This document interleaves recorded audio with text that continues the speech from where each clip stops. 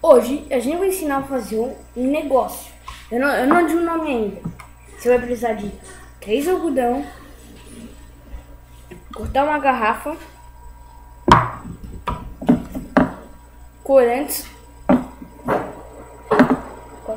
um copo d'água. Se você já assistiu o Manual do Mundo, você já vai saber.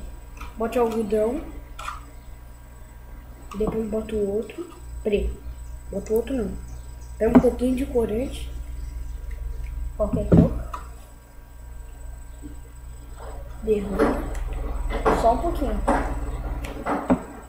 No meu caso aqui eu derramei quase tudo.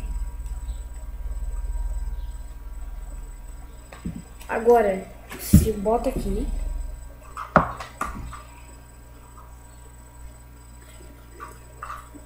Encaixa bem.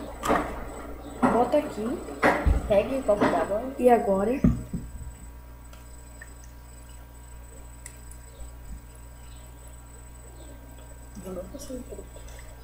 e sai preto.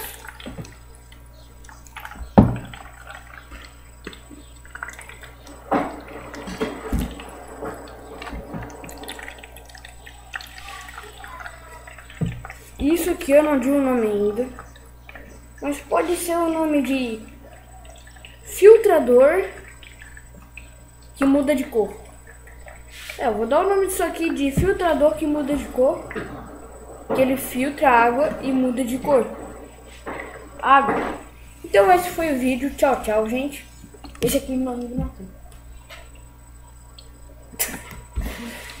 Esse foi o vídeo. Tchau, tchau. Curtem.